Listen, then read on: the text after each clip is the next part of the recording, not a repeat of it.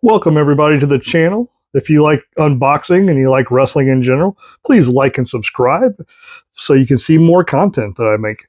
Now, as you can see, this is the new Royal Rumble wrestling set. So we have the Ultimate Warrior, CM Punk, John Cena, and LA Knight. Yeah. So, like we always do, we're going to open this up, but because this is a Build-A-Figure, at the end of it, we will be looking at the Build-A-Figure for Corey Graves from 2024. I'm going to just do it in the order that we have it set up right here because I'm a huge Ultimate Warrior fan and I like to start with him. So, without further ado, let's go ahead and open up this bad boy. Now, as this Ultimate Warrior is spinning around, I will tell you that this is from the Royal Rumble of 1989.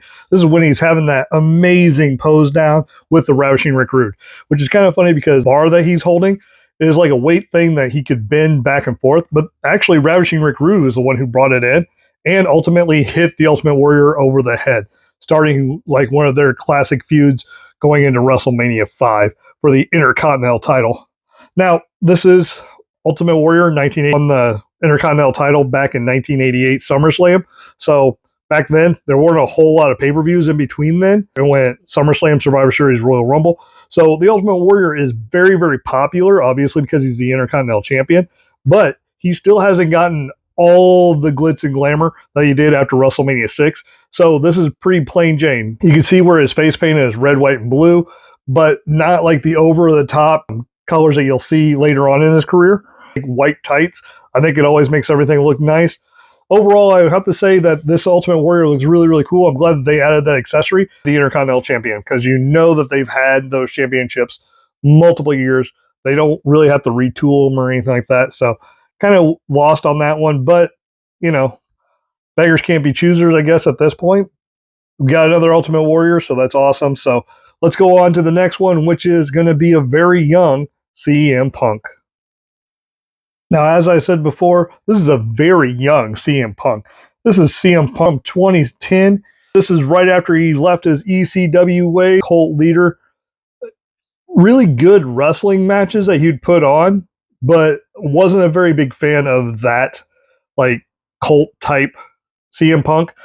But you had to go through this in order to get him to the cult of personality that we all know and love today. Am I upset by it? No. I do think that it's really cool that they put this in the pack with the rest of the Royal Rumble people because it just goes to show that CM Punk is probably going to sell no matter what time frame he's in, whether it's 2010 all the way to nowadays. He does come with punching hands and then another set of mic holding hands. Let's go on to see John the Man Cena. As everybody knows, we are quickly approaching John Cena's last match. I'm not sure about you, but I'm already getting the tissues ready.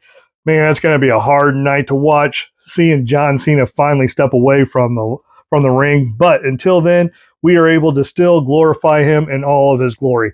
So, John Cena, you'll see that he's wearing the blue from whenever they had the Royal Rumble over in Indianapolis. I know I had quite a few friends that were there at the show. They said it was phenomenal. It was a great event.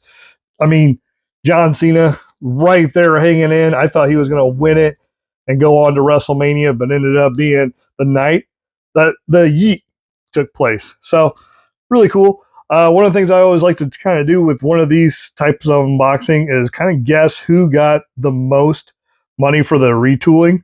And that, I think, would be this figure right here, John Cena, all the way from those sweet, sweet socks to the shirt, to the hat. They did not spare any expense whenever they were making this one. I'm really glad that they are not. You know, John Cena is kind of like Hulk Hogan was a couple years ago, where all we got was nothing but Hulk Hogan's, it seemed like.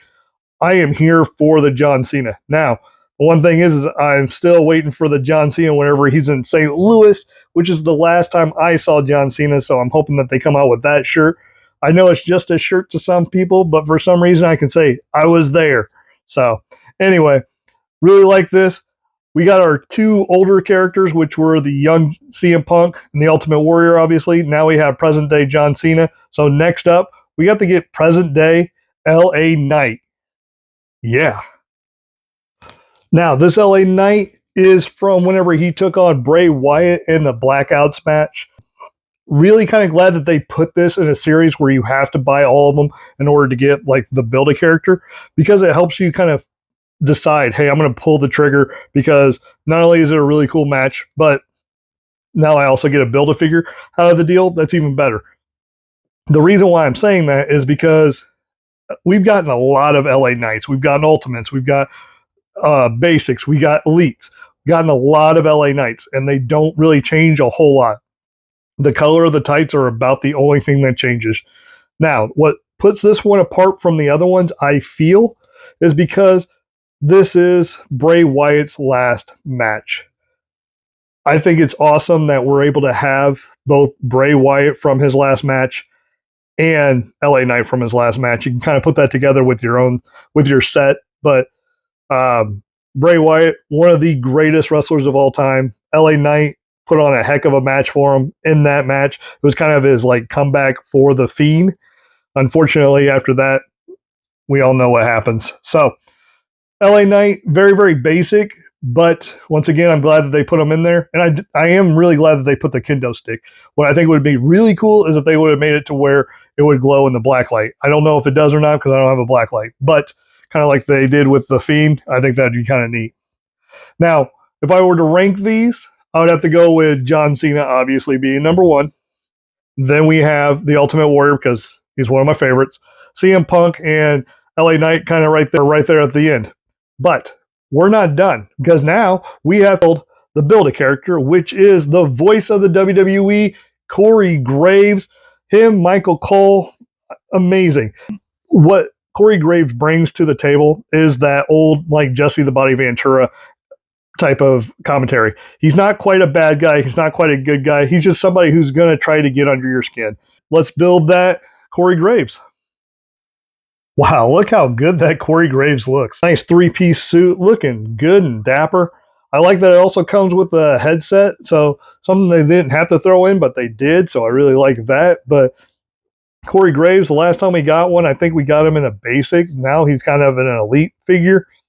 They use him everywhere. NXT, WWE pay-per-views, or PLEs, and everything in between. So, big fan of Corey Graves. This has been the Royal Rumble new set of all four. Got to get all four in order to get cool Corey Graves.